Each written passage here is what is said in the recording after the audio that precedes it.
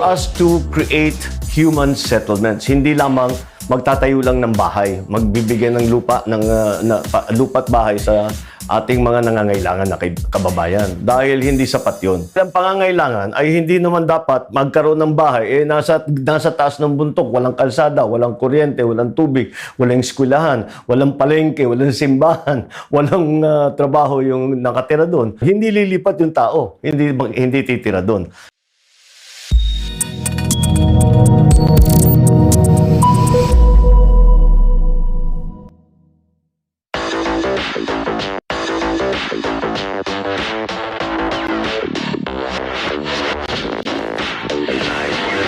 That the bill creating the Department of Human Settlements and Urban Development has been signed into law by President Duterte. The reason that I'm particularly pleased about this is something that we have been pushing for a while. Some of you may know I was the chairman of the Committee on Housing and Urban Development in the Senate.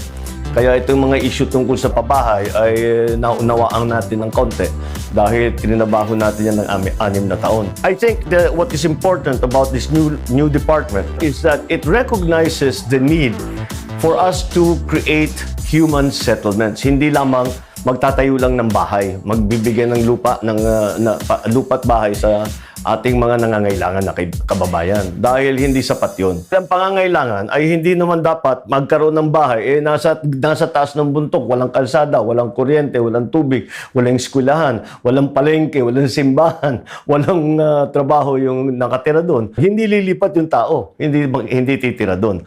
And that was the experience, that was the conclusion that we came to a long time ago in the early 80s, and that the Ministry of Human Settlements was created precisely to address that question.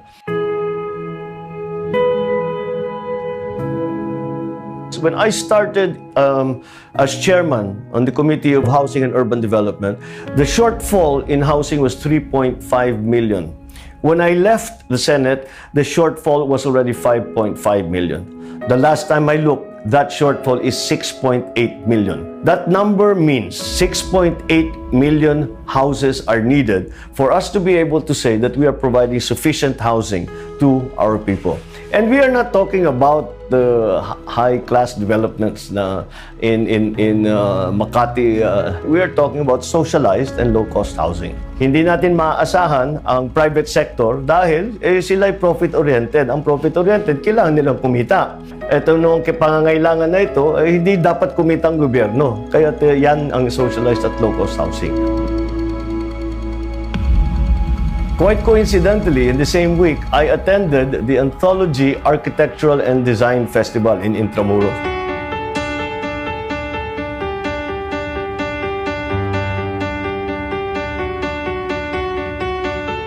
This was particularly gratifying for me because they were espousing the elements within the Green Building Code that I had put forward in my time again as the Committee Chairman of Housing and Urban Development in the Senate. And it is good to see that urban development is now being recognized as an important part of national development. Let us take action in reshaping our cities.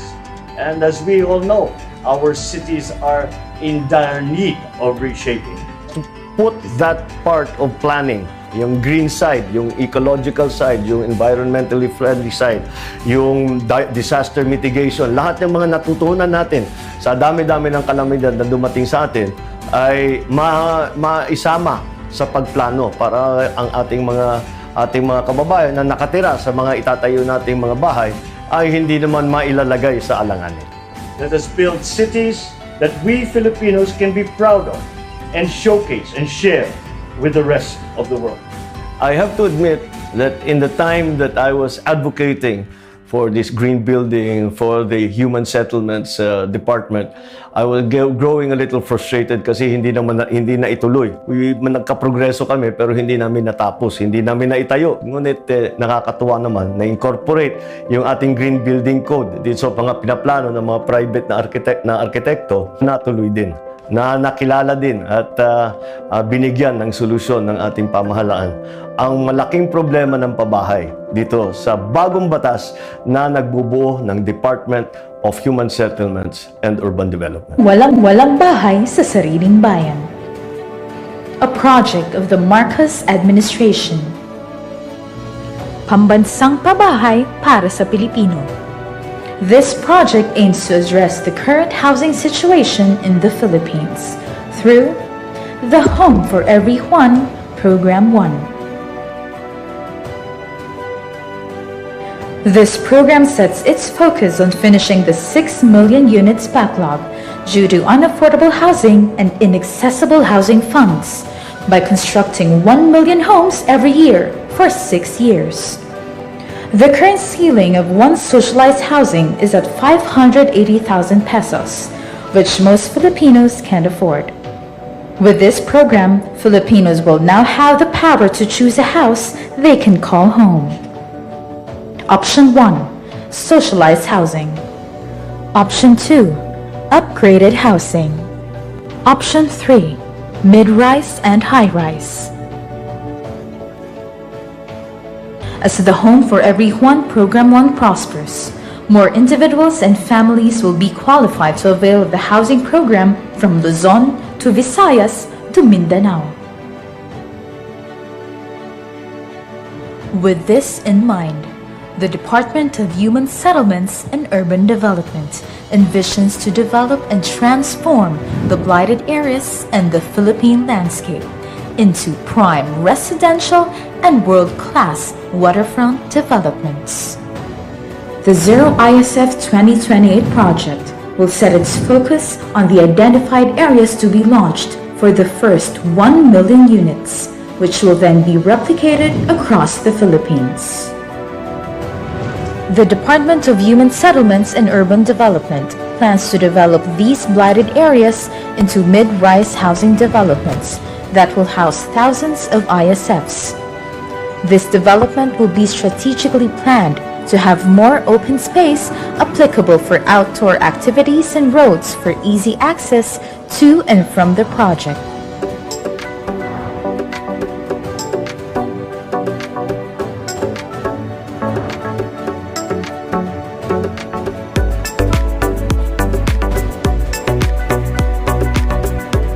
The department also aims to clean and develop these esteros into parks and walkways to help restore its luster and aid the rehabilitation of the waterways.